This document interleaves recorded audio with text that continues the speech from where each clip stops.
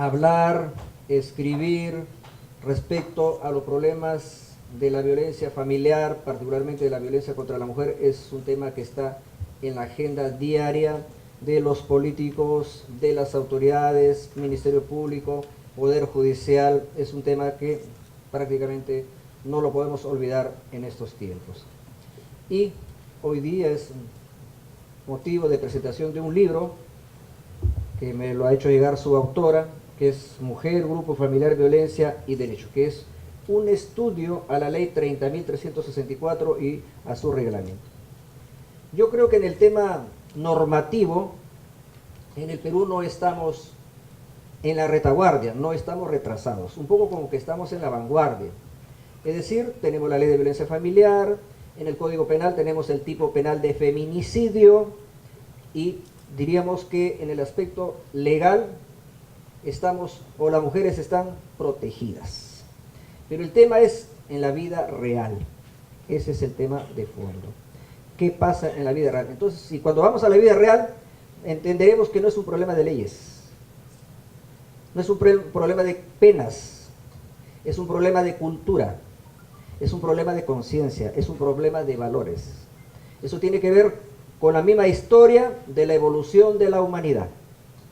Acuérdense que aparece el hombre sobre la tierra en estado pues primitivo, la comunidad primitiva, en estado salvaje, somos cazadores, pescadores, recolectores, se van formando los primeros grupos humanos, porque el hombre, cuando hablo hombre estoy hablando de la especie humana, ¿no? Porque hasta eso podría decir que es machismo, ¿por qué no decirlo la mujer?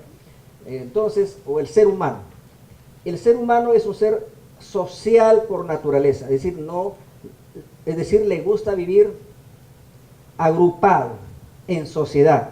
No le gusta ser un ermitaño que vive en el desierto solito, tiende a vivir en sociedad.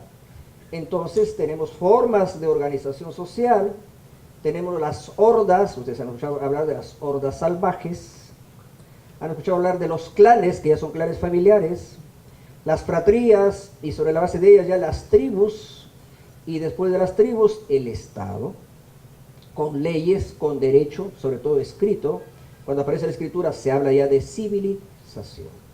Pues bien, en todo ese devenir histórico que abarca más o menos 4 millones de años sobre la Tierra, también el hombre y la mujer han tenido un distinto rol. Han habido sociedades patriarcales, las mayoritarias, y también ha habido sociedades matriarcales, es decir, matriarcado. En el Perú incluso se dice que habría habido alguna forma de matriarcado en Piura.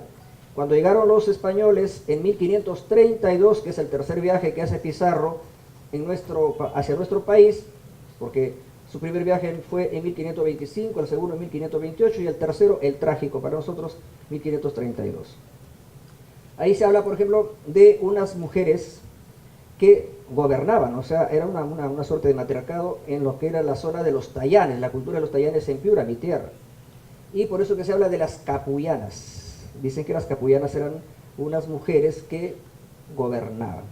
Entonces, históricamente diríamos que ha habido tiempos en que la mujer gobernaba y ha habido tiempos en que el hombre gobernaba. Entonces estamos hablando de matriarcado o de patriarcado. Pero las sociedades patriarcales son obviamente las, digamos, hegemónicas, las que más han gobernado en el tiempo. Entonces, ¿ahora en qué sociedad estamos? Estamos en sociedad patriarcal, pues ¿por qué lo vamos a negar? Y si estamos en una sociedad patriarcal, estamos con el machismo. Pero el tema de la igualdad o la desigualdad de la mujer respecto al varón tiene mucho que ver no solamente con las leyes o con los derechos que se van conquistando, como por ejemplo el derecho al voto, que en el caso del Perú se dio en 1955, a mediados del siglo pasado. El tema de la independencia o de la igualdad es cuando ambos participemos en el proceso productivo y cuando ambos tengamos una suerte de autonomía o de independencia económica. Porque si la mujer siempre va a depender económicamente del esposo o de la pareja, de alguna manera en la vida real va a haber subordinación. Por eso es que si queremos hablar de igualdad, esa igualdad no tiene que darse fundamentalmente en la ley o en la norma, tiene que darse en el campo de la realidad. Por ejemplo, a igual trabajo, igual remuneración. No es posible que los salarios de los varones sean mayores que los salarios de las mujeres. En la medida que tengan un salario igual, eso será un componente, un elemento sustancial para, por ejemplo, avanzar en la lucha por la igualdad. Bien, hay tantas cosas que podríamos decir. Claro, yo no voy a dar una charla porque el motivo de esta reunión es la presentación de este libro, pero rápidamente voy a decir algunas cosas.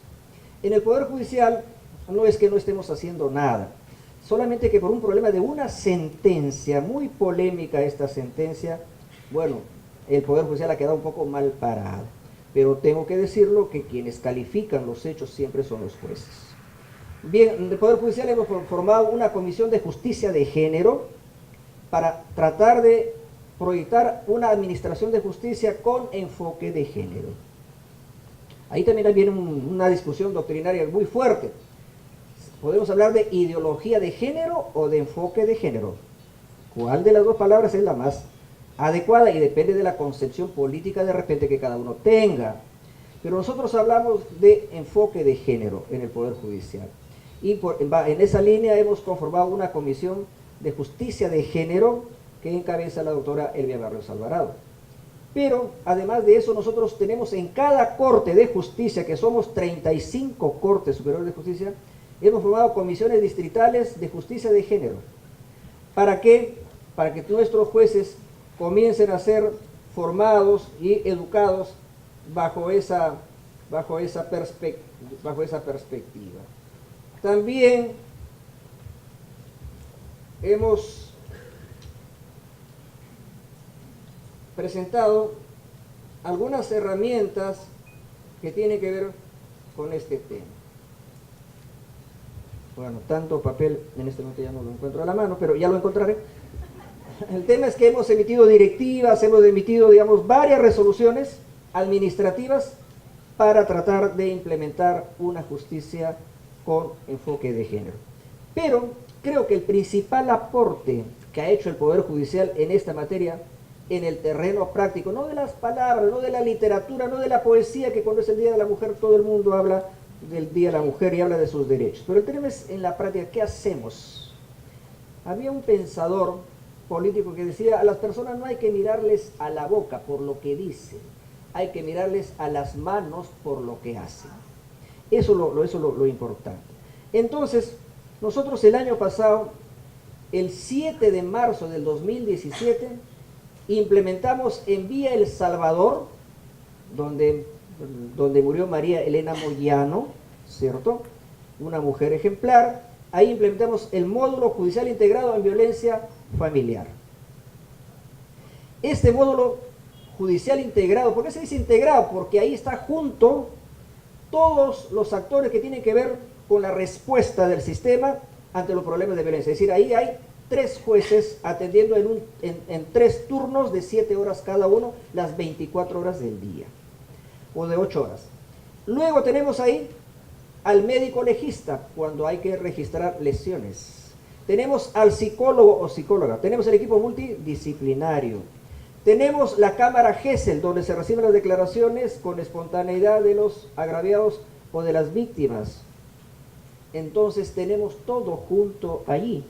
Porque una cosa que desanima a las víctimas de violencia familiar es que en un lugar A está la comisaría, en un lugar B, lejísimos, está la fiscalía, en otro lugar C, lejísimos, está el médico legista, en otro lugar D, lejísimos, está el juez, y en todo ese camino la víctima se va desanimando por el tiempo que pierde, porque piensa que no le van a hacer justicia. En cambio, si juntamos todo, facilitamos el acceso de las personas a esta alternativa, y eso es lo que estamos haciendo por primera vez en la historia del Perú y por iniciativa del Poder Judicial. Esto no ha sido producto de ninguna ley, lo hemos creado por nuestra propia iniciativa. Y este año, en el presupuesto del 2018, sí, ya por ley, el gobierno, el Ministerio de Economía nos ha dado presupuesto para 2 módulos. Uno en Villa El Salvador para darle permanencia, para que ya no sea piloto de experimentación, sino permanente, y otro en Trujillo. Pero eso necesitamos replicarlo por cientos y por miles en el país. Y no solamente necesitamos que nos dé el dinero el gobierno central, también lo podría hacer una municipalidad, lo podría hacer un gobierno regional. Y por último, la empresa privada, un banco, ¿por qué no nos podría regalar un módulo? Si es que tanto hablamos, digamos, de la lucha por contra la violencia familiar. Y miren, para que hablemos de datos, porque muchos, digamos, se discute, se critica al Poder Judicial. Algunas personas por ahí escuché que decía que la peor lacra de la sociedad es el Poder Judicial, dijo una persona víctima de violencia familiar. Yo respeto su cólera, su rabia, pero no acepto que diga eso, se exprese en esos términos del Poder Judicial. Entonces, se han recibido en un año 14.529 denuncias, 1.210 denuncias mensuales y 40 denuncias diarias. Agraviados, el 78% mujeres, el 18% hombres, ojo, también hay agraviados varones, y 4% menores de edad. Entonces, estos son datos de un solo módulo, pero cuando nosotros tengamos módulos en todo el Perú, ya habrá una mejor atención. Y si ahora hay estas cifras, porque la gente ya se animó a denunciar para que no haya impunidad. Pero la idea no es que aumente esta cifra, la idea es más bien que vaya bajando, porque no nos vamos a alegrar porque hay más denuncias. Lo que debemos alegrar es que haya menos denuncias, pero que habiendo esas menos denuncias sean atendidas. Eso es lo importante. Y desde el Poder Judicial sí estamos haciendo eso. Ahora, volviendo al libro, rápidamente nomás que pude ver dos cosas que quiero rápidamente comentar. El enfoque de interculturalidad, que la autora, ¿dónde está? Acá está, ha también incorporado enfoque de interculturalidad. Eso yo creo que es importantísimo que los peruanos debemos ir entendiendo. ¿Qué significa interculturalidad? Relación entre varias culturas. Aceptar que el Perú no es monocultural, no es una sola cultura, es multicultural, multiétnico, multilingüístico, varios idiomas, varias costumbres. Entonces no podemos administrar una justicia con un solo esquema. Tenemos que tener en cuenta las culturas diversas que hay, porque no somos exactamente iguales, pese a que estamos ya en el siglo XXI, y me parece muy bien que se incorpore el enfoque de interculturalidad. Pero también me ha parecido interesante, porque es un tema que lo está trabajando mucho el Poder Judicial, es el tema de la intervención de los pueblos indígenas u originarios en casos de violencia de género y del grupo familiar. Nosotros hablamos ahora o de pueblos indígenas o de pueblos originarios. ¿Por qué se llama pueblos originarios? Porque son los pueblos que por primera vez llegaron a poblar nuestros territorios hace más o menos 20.000 años en el caso del Perú. Los que han llegado después ya son los de la conquista, la república. Los pueblos originarios son los que llegaron por primera vez. Entonces, estos pueblos han ido creando su propio mecanismo de solución de conflictos. Entonces, eso ha llevado a que en la Constitución de 1993, mire lo que dice el artículo 149 de la Constitución. Las autoridades de las comunidades campesinas y nativas, con el apoyo de las rondas campesinas, pueden ejercer las funciones jurisdiccionales dentro de su territorio. Mire, pueden ejercer funciones jurisdiccionales. ¿Y qué es función jurisdiccional? De juez. La única persona que tiene jurisdicción en el mundo es un juez. No tiene jurisdicción un policía, no tiene jurisdicción un fiscal, no tiene jurisdicción un parlamentario. El único que tiene jurisdicción en el mundo es el juez, porque es el que declara derechos y decide los conflictos jurídicos. Y cuando la Constitución dice que tienen funciones jurisdiccionales las comunidades campesinas y nativas con el apoyo de las rondas, ¿qué están diciendo? Que pueden hacer de jueces, administrar justicia. Pero este es un artículo que la mayoría de jueces y de fiscales de Perú no lo entienden. Es decir, creen que los únicos jueces somos los que hemos estudiado Derecho, que somos abogados, que hemos ganado un concurso en el Consejo Nacional de la Magistratura y que ganamos un buen sueldo. Nadie más puede ser juez. No, no es verdad.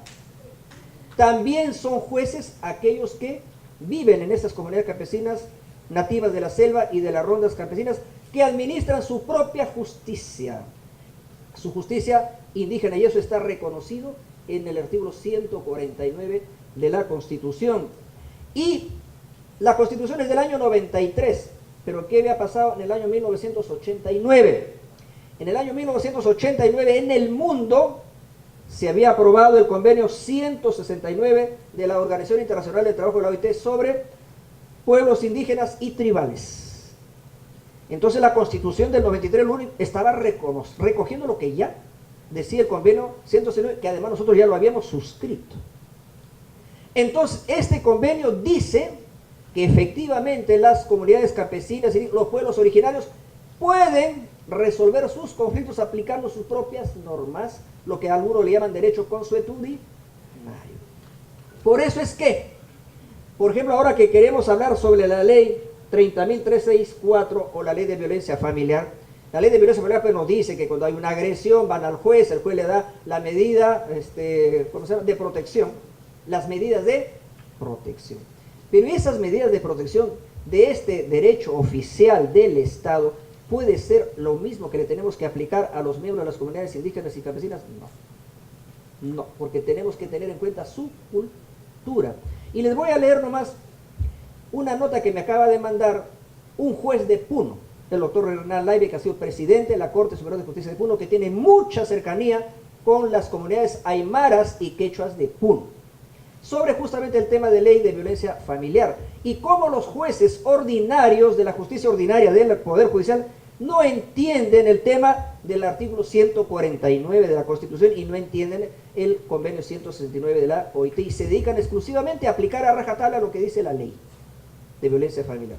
Pero voy a leer el texto que él me manda en su propia palabra.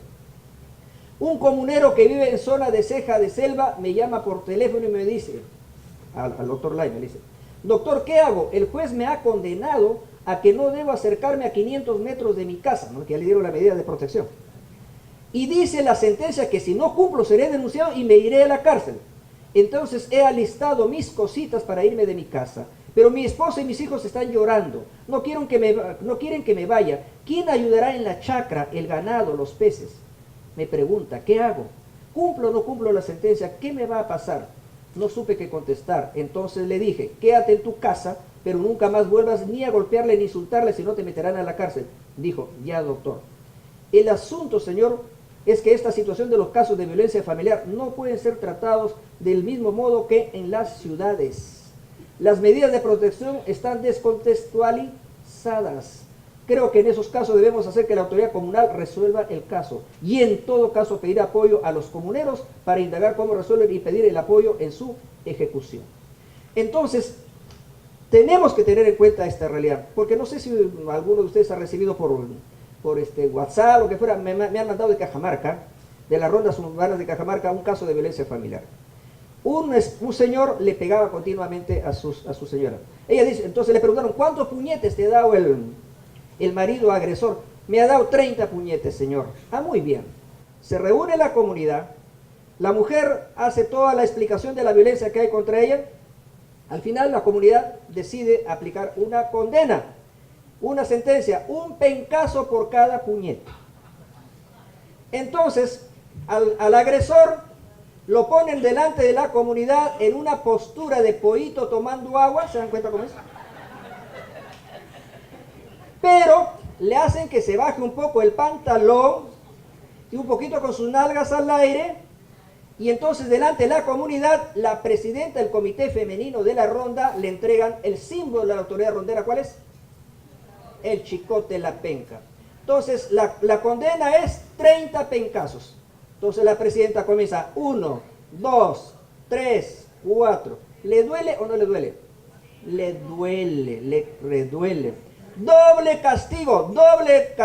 Castigo físico porque le duele y castigo moral porque la vergüenza que pasa ante la comunidad. Y además, ¿por qué? Porque una mujer le está aplicando la pena contra el machismo.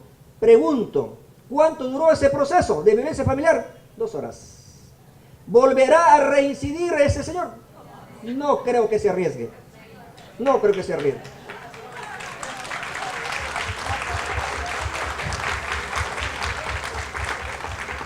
Entonces, como conclusión, mi estimada amiga Gloria, para ya no seguir hablando, la tentación es muy grande para hablar. Entonces, esas son experiencias de la realidad. O sea, no pensemos solo desde Lima, desde la óptica de Lima, que lo resolvemos bien fácilmente con las leyes. pero la ley de violencia familiar nació desfinanciada.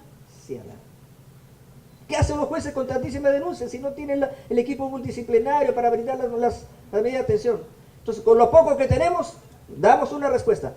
Pero aprendamos de la justicia de los pueblos indígenas. Aprendamos de ellos. Que es una justicia rápida, gratuita y eficiente. Bueno, con estas palabras doy por inaugurado este evento. Muchas gracias. Mujer, Grupo Familiar, Violencia y Derecho, estudio de la ley 30.013 y su reglamento. En primer lugar, felicitarla, no solamente por una excelente hoja de vida, sino más bien por sus cualidades personales, por su alto grado de sensibilidad social y sobre todo porque dedicarse a escribir y a comentar temas de esta naturaleza es sumamente importante, pero también es sumamente útil. Así es que el equipo que trabaja en mi despacho ha estado muy entusiasmado. La mayoría son docentes universitarios, justamente en temas sociales. Así es que ha caído muy bien y estamos muy orgullosos de tener hoy día la suerte y la apertura para presentar un libro de esta naturaleza. Desde el despacho vemos todos los temas sociales relacionados con la mujer, todos los temas relacionados con niños, niñas, adolescentes, todos los temas de familia, pero sobre todo los temas de emprendimiento y empoderamiento de la mujer y de las familias. Y en ese contexto venimos trabajando en el ámbito nacional. ¿Qué hacemos para empoderar a la mujer y que esa autonomía económica le permita realmente no solamente ser independiente y tener libertad, sino tener toda la fortaleza del caso para no dejarse nunca poner la mano porque tiene las posibilidades de independizarse? Desde la gestión de nosotras, la gestión del yo como mujeres, tenemos que tener ese sentido de responsabilidad para ver qué hacemos día a día por esa autonomía, pero no solamente la nuestra, sino la de la familia. Y no solamente de las mujeres, sino de hombres, mujeres, de los padres, de quienes tenemos abuelita y abuelita con nosotros, de quienes tenemos niños. ¿Qué estamos haciendo para que nuestras mentes se desarrollen y a conciencia podamos entender que lo más importante que existe es nuestra dignidad, que lo más importante que existe es el bienestar dentro de la familia? Y cuando hablamos de la gestión del yo de nosotras, estamos hablando cómo influir dentro del entorno familiar para cambiar esa realidad machista. Porque lamentablemente quisieron poner el tema de violencia familiar en un tema netamente privado. No te metas que es su pareja, no te metas que es su familia, no te metas, pero estamos viendo la atrocidad de las cifras y no solamente tenemos que meternos y luchar contra esa realidad, sino que tenemos que ser totalmente proactivas y productivas en términos como ahora Milka en este libro, como los despachos que luchan porque realmente se haga justicia y porque como en esa gestión del yo, en esa gestión de la familia, comenzamos a involucrar a nuestro contexto, comenzamos a involucrar a la comunidad, comenzamos a involucrar a los medios de comunicación y sobre todo, fundamental, importante, importantísimo, cómo desde el sistema educativo enseñamos estos valores.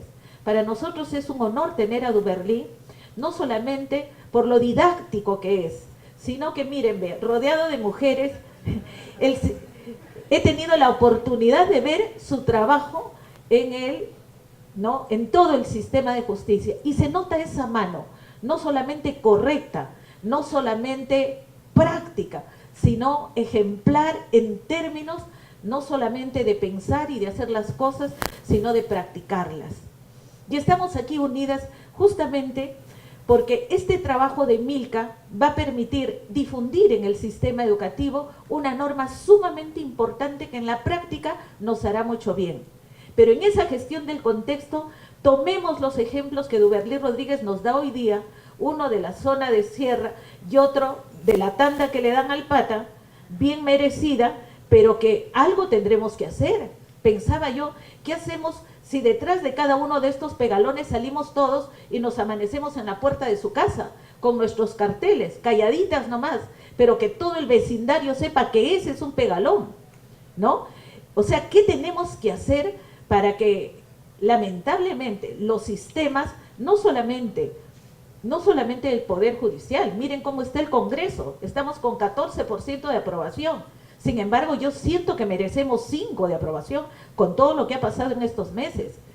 Entonces, tenemos nosotras que desde nuestra realidad trabajar nuestra independencia, nuestra autonomía, pero sobre todo nuestra autoestima, pero en un sentido totalmente dinámico que irradiemos en la familia, en el hogar, en nuestros contextos, esto que se llama justicia, esto que se llama enfoque de género. Y me gustó muchísimo dentro del trabajo realizado, cómo desde el enfoque de género pedimos y exigimos circunstancias de igualdad, pero también mencionan el enfoque de integralidad, que es fundamental también verlo dentro del contexto social, económico, ambiental, dentro de términos económicos y sociales, pero sobre todo políticos. Y es que desde las políticas públicas, locales, regionales, nacionales, tenemos que comenzar a generar aliados y hacer ese camino que nos enrumbe dentro de los derechos humanos. Y ese tema es el que tenemos que trabajar a profundidad y no desde la academia solamente ni desde las leyes, sino desde la práctica. Por eso que es fundamental y me alegra muchísimo y bienvenidos los que están acá, personas que tienen diferentes tipos de discapacidad. Me llena de alegría y de orgullo ver a gente de la Federación Universal por la Paz, acá está mi sesión, que toda la vida colabora con las mujeres y fortalece las organizaciones de mujeres. Se habla del enfoque generacional y hablar de niños, niñas, adolescentes, jóvenes, pero también de nuestros padres, de nuestros maestros, de las personas de la tercera edad que necesitan realmente no solamente el ánimo y la colaboración de nosotros, sino sentir que el mundo va cambiando, que el mundo va mejorando. Entonces, los derechos de las mujeres y del grupo familiar requiere de ese trabajo conjunto, articulado, muy bien trabajado y analizado por Milka Silva, en este trabajo que vale la pena tenerlo y vale la pena difundirlo. Un sistema educativo que quiere cortar todo lo que menciona la palabra de género. Estoy aterrorizada.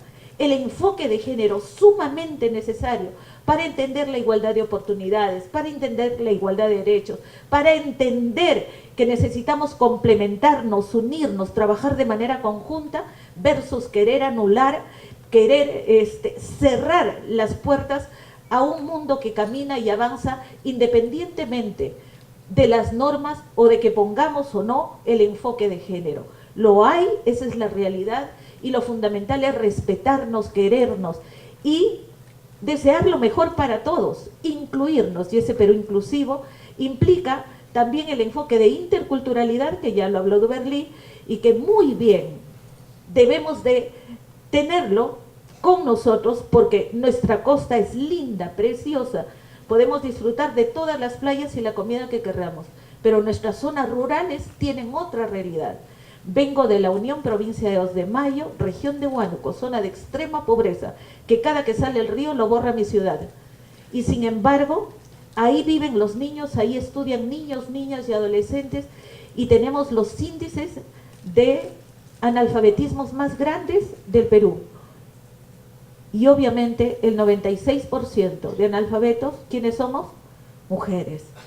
Entonces, trabajemos desde la educación, programa cero analfabetismo en las mujeres, porque cuanto más fuertes estemos, cuanto más preparadas estemos, esa familia estará mucho mejor, incluyendo la pareja, incluyendo los hijos, incluyendo la comunidad. De allí el empoderamiento, no solamente económico, el empoderamiento social, el empoderamiento integral de la mujer, que depende de esa articulación de todos nosotros, de la sociedad. Mi despacho abierto para ustedes, para sus proyectos, para sus críticas constructivas y para el apoyo a la mujer siempre. Muchas gracias. Un documento como este es valioso por sí mismo, sobre todo para los actores que tenemos funciones que cumplir en el marco de esta norma. El Ministerio de la Mujer y Poblaciones Vulnerables es una de las entidades públicas que tiene competencias expresas en el marco de la ley para que esta ley se haga realidad.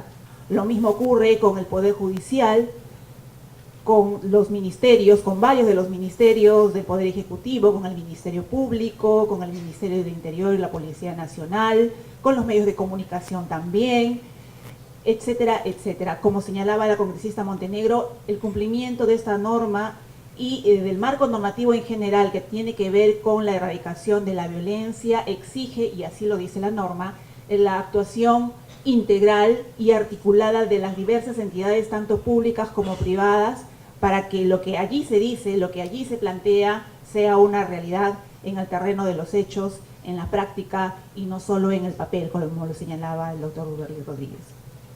Nosotros, como Ministerio de la Mujer, apreciamos muchísimo todos los documentos que gracias, o lamentablemente, gracias a la gran vigencia que tiene esta problemática en nuestra sociedad, los casos de violencia, las situaciones de maltrato, de abuso, de violencia en general que se suscitan en nuestra sociedad a partir de diversos actores en contra de las mujeres, en contra de niños, de niñas, de adolescentes, a través de situaciones de trata, de abuso sexual, de violencia física, de violencia psicológica, violencia económica también, una manifestación de violencia que esta ley ha identificado claramente, que siempre ha existido pero que nunca ha estado reconocido como norma, hace que estas diversas formas de violencia sean necesariamente tratadas por los actores que estamos necesariamente obligados a actuar para erradicarla. Este libro, decía, es fundamental para nosotros porque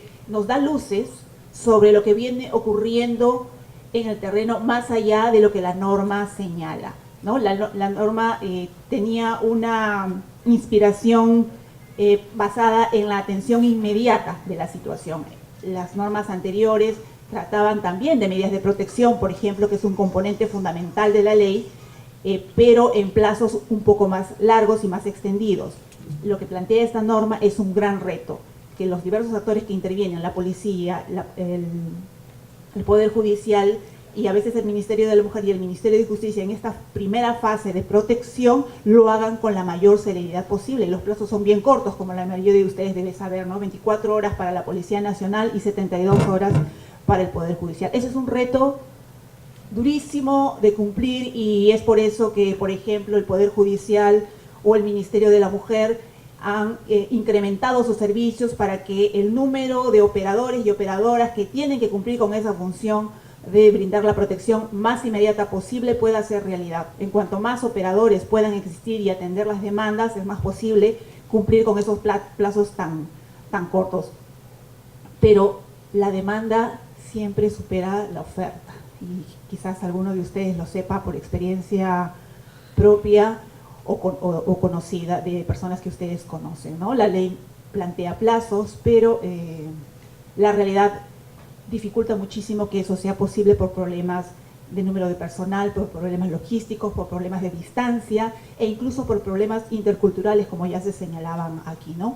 Respecto de, por ejemplo, esa problemática del cumplimiento de la norma en espacios rurales donde existe la jurisdicción especial, en el Ministerio de la Mujer, por ejemplo, se tiene una estrategia de hace ya algunos años que se llama la estrategia rural, y lo que se procura allí es acercarse a estos núcleos rurales, generalmente a veces son de la costa, a veces son de la sierra, otras veces de la selva, para que de manera conjunta con las autoridades comunales de ese espacio geográfico articular un sistema de atención, tanto para la parte preventiva, fundamentalmente para la parte preventiva, y si es posible para la parte sancionatoria. Eso ha permitido que se den incluso algunas ordenanzas municipales que incluso han llegado al nivel regional para que ese proceso de articulación y de regulación en el sede rural pueda estar institucionalizada y pueda ser reconocida por la autoridad local, por la autoridad regional. Eso significa que esos arreglos propios de la jurisdicción ordinaria o de los actores, como por ejemplo los centros de emergencia mujer o el Programa Nacional contra la Violencia Familiar y Sexual, llegan a esas comunidades y promueven la articulación de estos actores para que den una salida rápida y acorde con los estándares de actuación de esas comunidades.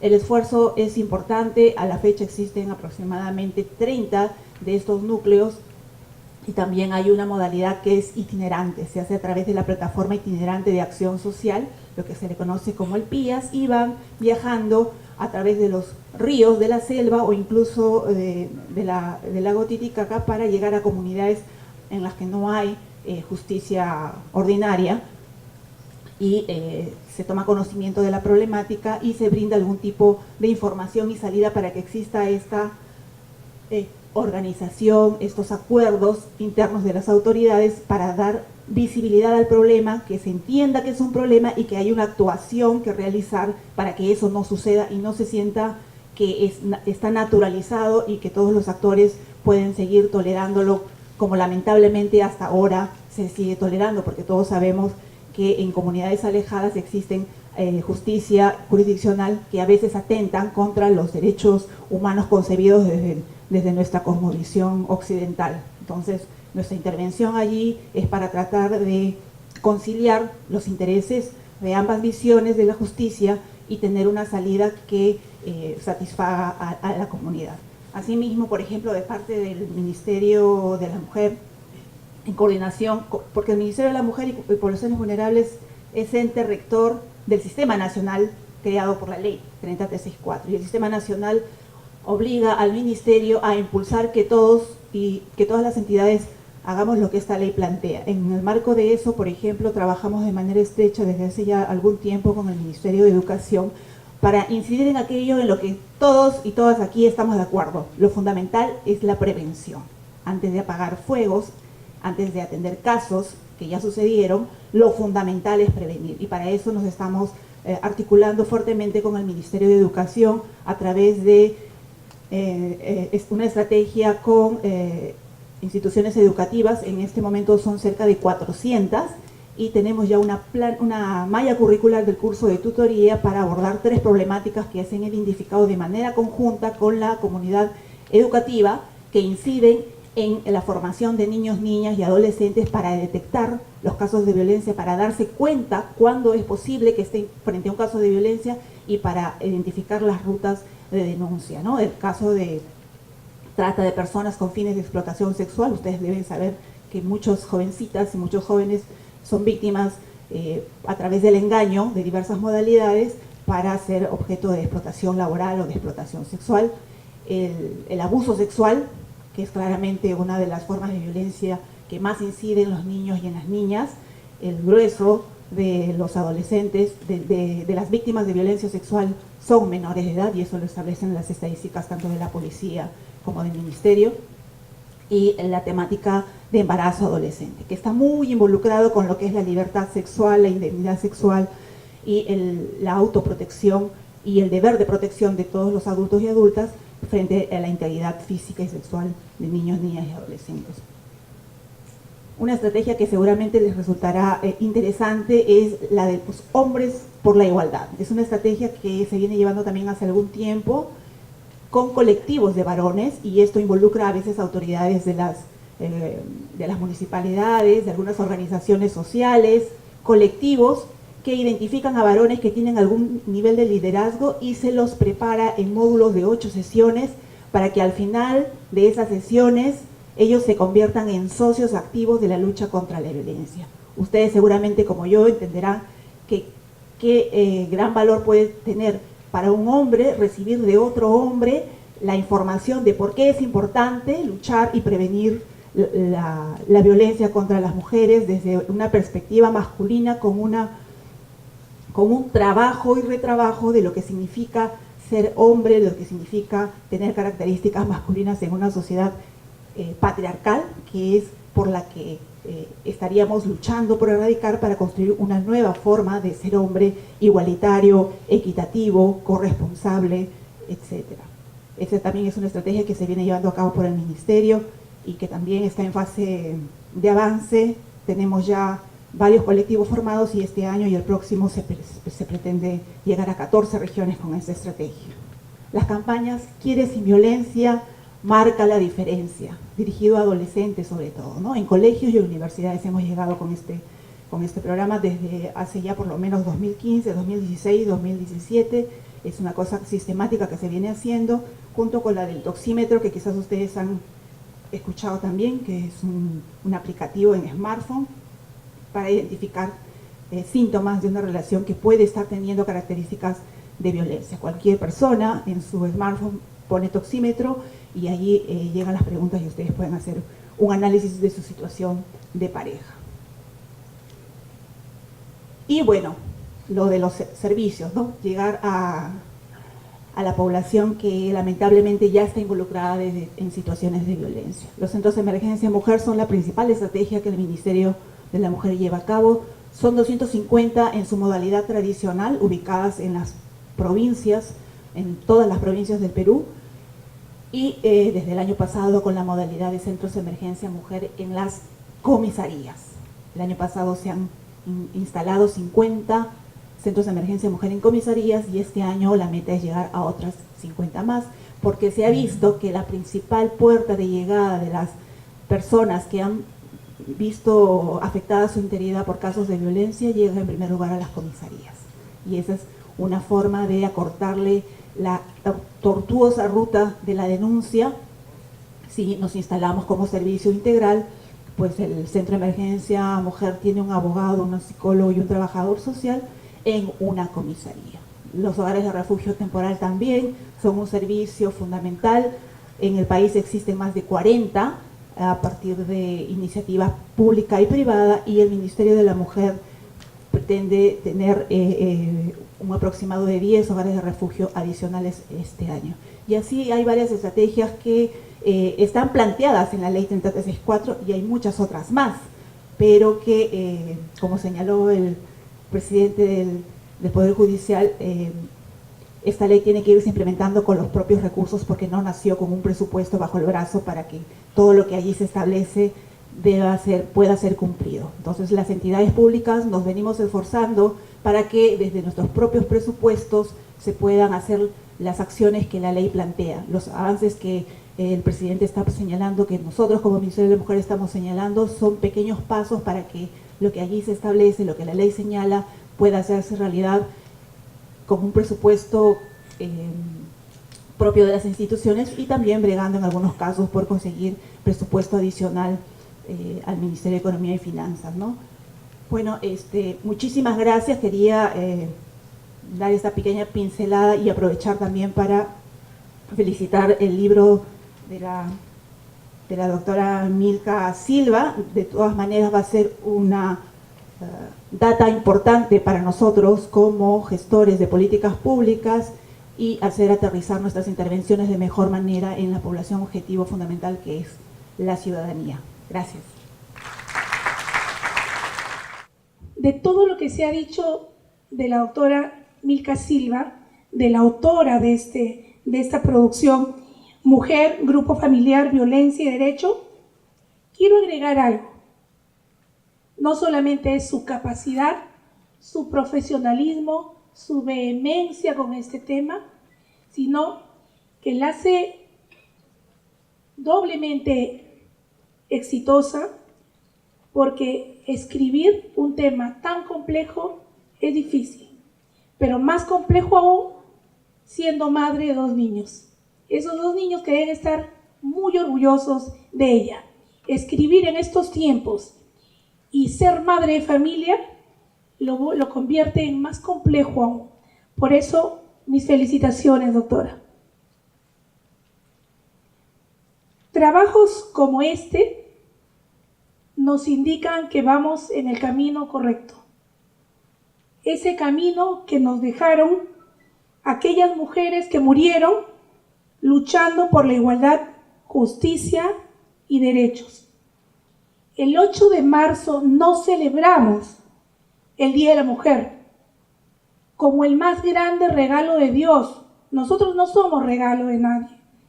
Lo más bonito que hay en este mundo, las dueñas de nuestros corazones, la pincelada de un artista celestial, el amanecer de todas nuestras mañanas, y seguiría yo con las frases que eso hacen bien en un poema, pero no para nosotras. Nos sirve, el 8 de marzo nos sirve para hacer una parada, un stop y evaluar si estamos avanzando. Como bien lo ha dicho el doctor Duberly, que el Perú está en la vanguardia en cuestión de leyes, pero no estamos en la práctica, en los hechos, realmente nos falta mucho todavía por caminar. ¿Qué comentarios puedo hacer de este libro? ¿Por qué leerlo? ¿Por qué recomendarlo?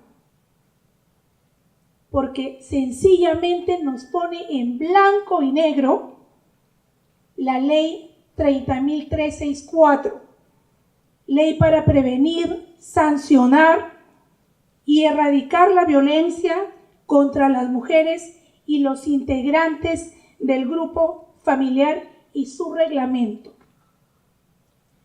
Cuando se publicó esta norma, generó todo un terremoto, un sismo en los operadores jurídicos, sobre todo en el Poder Judicial. Pero hace mucho escuché a una vocal suprema que dijo, no es un problema. La ley con sus deficiencias que se pueden ir mejorando con el tiempo, es todo un reto para el Poder Judicial. Y es así como lo han sabido afrontar. Este libro desarrolla muy bien los tipos de violencia. La violencia física, la violencia sexual, la violencia patrimonial y la violencia psicológica. Esa violencia que acompaña a todos los tipos de violencia. Porque cuando hay violencia sexual, también hay violencia psicológica. Cuando hay violencia física, también lo hay. Y cuando hay violencia patrimonial, ahorita no sé a cuántos ascenderá el número de personas registradas en el registro de deudores alimentarios morosos, eso también es violencia. También este libro nos trae los sujetos de protección de esta ley. No solamente es la mujer, también son los otros integrantes de la familia. ¿Por qué se pone énfasis en la mujer? Porque obviamente es un fenómeno que tenemos que afrontar, que tenemos que eliminar, porque ya estamos cansados de que las cifras sigan en aumento. Un día podrá ser Jimenita, el otro día Juanita, el otro día María, qué sé yo. No pensemos en las denuncias que hay. ¿Cuál es el número de denuncias? Nos alegramos porque hay más denuncias porque las mujeres han decidido denunciar, o nos alegramos cuando las denuncias han reducido o no están denunciando, o qué está pasando. Alegrémonos cuando no hayan hechos de violencia, no cuando hayan más o menos denuncias.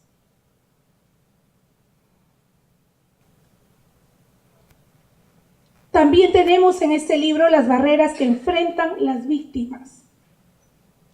Y no solamente es a nivel del Poder Judicial, desde el momento que uno pisa la comisaría. Pero ¿cuál es la barrera que nos limita, nos cercena? Es la barrera de los mitos, lo que tenemos como chip en nuestra cabeza. Esto no es mío por si acaso, esto lo he extraído del libro de la doctora.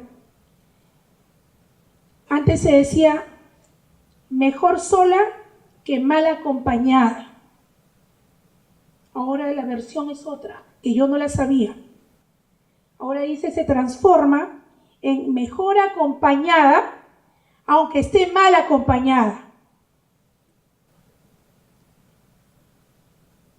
La atención, la intervención de todo el sistema tiene que ser expedito, oportuno y efectivo.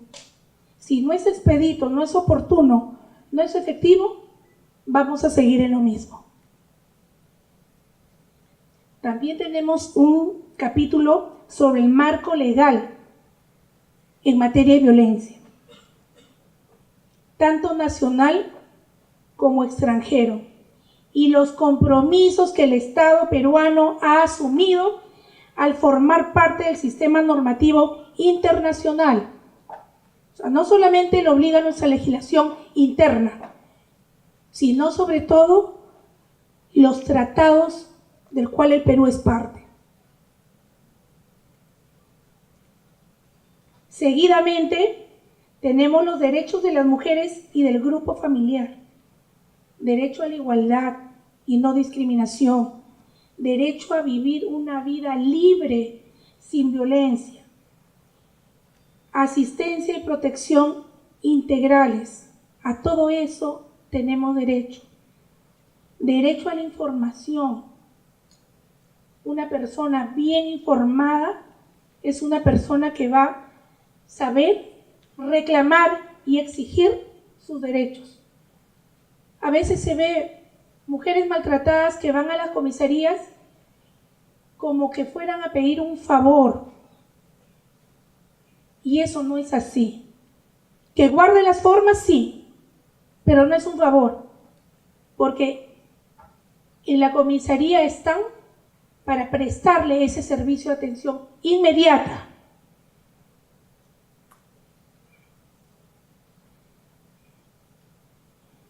No quiero pasar por alto un capítulo que tiene que ver con la prevención, atención y recuperación de víctimas y reeducación de personas agresoras. Los presupuestos deberían irse a lo que es tema de prevención. No carguemos el sistema judicial. El sistema judicial que sea ya el último recurso.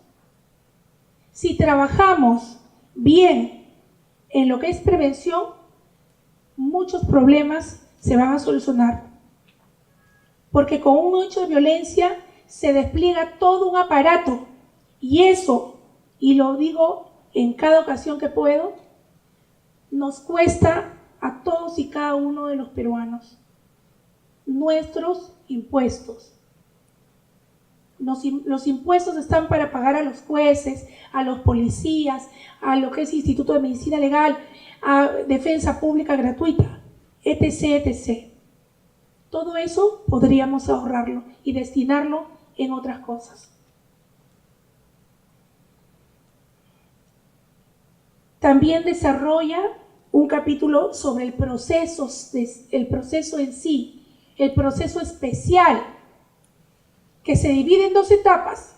La etapa tutelar, en donde tenemos que darle la protección inmediata a la víctima con las medidas de protección, y después viene la parte sancionatoria, cuando se deriva el expediente a la fiscalía para ver si formula o no formula denuncia. Las medidas de protección, ya las comenté, ese mecanismo que de alguna manera nos salva o nos conserva protegidas. Pero lastimosamente la realidad nos dice otra cosa. Muchas mujeres con medidas de protección ya no están con nosotros. Tenemos también otro capítulo que desarrolla los órganos de apoyo, importantísimo, ¿dónde acudir frente a un hecho de violencia? Tenemos los CEMS, los Centros de Emergencia Mujer, tenemos las DEMUNAS, los establecimientos de salud. Los centros de emergencia mujer, no porque sean de mujer, no reciben casos de varones, porque también hay varones maltratados.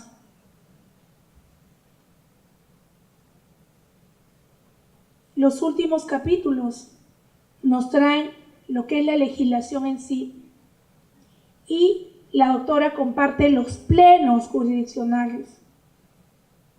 ¿Cuál es la corriente? ¿Cuál es el criterio de los jueces en estos temas? Es un libro que considero que se va a convertir en el ABC de la violencia. Un libro de consulta, no solamente para los operadores jurídicos, sino también para cualquier persona. Las leyes no están hechas solamente para los abogados. Las leyes están hechas para cualquier persona la pueda entender.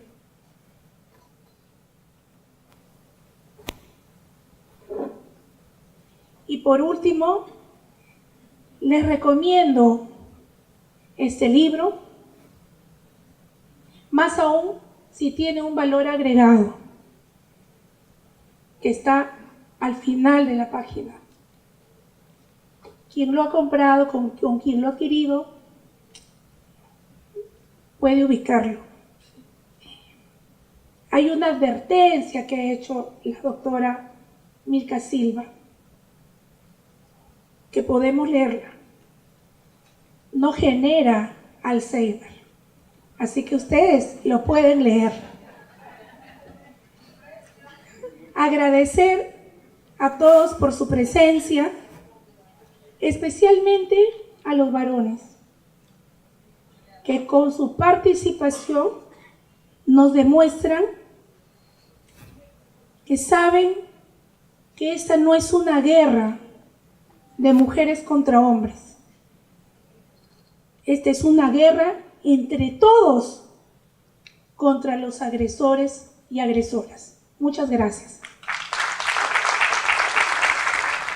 Me es grato expresar mi agradecimiento por vuestra presencia en este evento académico, motivo de la presentación de mi obra denominada Mujer, Grupo Familiar, Violencia y Derecho, estudio a la Ley 3364 y su reglamento, el mismo que contribuye a coadyuvar en la lucha contra la descomposición social y familiar en la que nosotros nos encontramos, conforme tomamos conocimiento por los medios de comunicación, por las estadísticas del Observatorio de Criminalidad, de las diferentes instituciones provenientes como la policía, el Ministerio Público, el MIN, entre otras instituciones, que cobra a diario más víctimas en agravio del grupo familiar,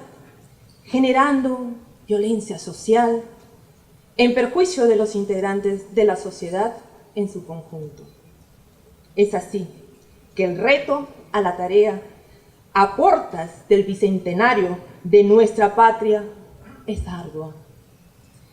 Para los operadores de la Administración de Justicia, comprometidos en la labor de prevención, represión, sanción y reinserción social, tanto de las víctimas como de los agresores inmersos en infracción penal.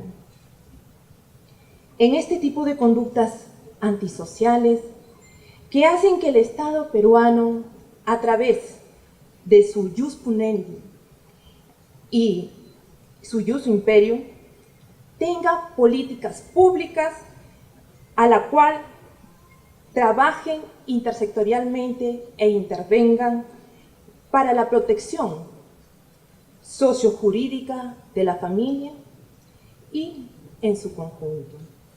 Esto ha hecho posible gracias al desarrollo continuo y dinámico de la normatividad jurídica, acorde con los convenios y tratados internacionales, de que el Perú es parte y que así, entendido por los poderes legislativo, ejecutivo, judicial y el aporte de las instituciones vinculadas a la protección de estos derechos fundamentales, han permitido que la Ley 3364 y su reglamento nos permitan a los operadores de administración de justicia intervenir, diseñar, desarrollar e interactuar políticas públicas para la consecución de estos objetivos universales, en concordancia con los estándares de protección de estos derechos fundamentales establecidos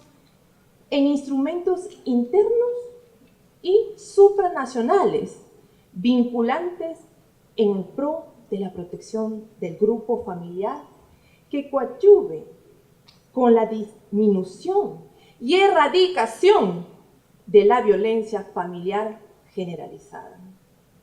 Por eso, cabe desde ya felicitar la dación de estas políticas públicas que dinamizan la labor en defensa de las familias peruanas que en la célula básica de la sociedad, adoptados por los poderes del Estado, representados por sus líderes y representantes. Y en este marco jurídico, social y económico, aunado al alto índice de criminalidad hacia la mujer, la experiencia vivencial tomada de los diferentes casos de víctimas de violencia familiar, desarrollados así el análisis de la legislación nacional y el derecho comparado y de su jurisprudencia vinculante, nos impulsa a encontrar soluciones jurídicas de carácter pragmático, defensa de los derechos fundamentales de la familia, en la realización de esta herramienta sociojurídica que hoy pongo a vuestra disposición a fin de contribuir a que de esta manera podamos nosotros trabajar en conjunto.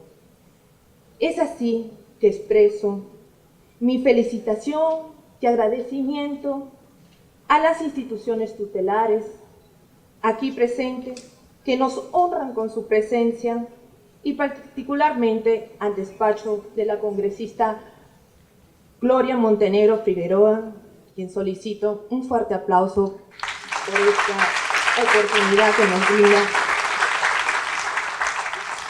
Asimismo, a la editorial Libreyur por la publicación de esta obra, expresándoles mi compromiso de seguir en la defensa de la familia en el marco de la equidad de género y ahora más convencida de saber que existe compromiso de sus líderes institucionales y sociedad civil en su conjunto a continuar trabajando, sensibilizando, concientizando de la importancia que esta ley de prevención, sanción y erradicación de la violencia contra la mujer y el grupo familiar y su expresión más violenta, expresados en hechos de sangre, y no sean más y no escuchemos más decir víctimas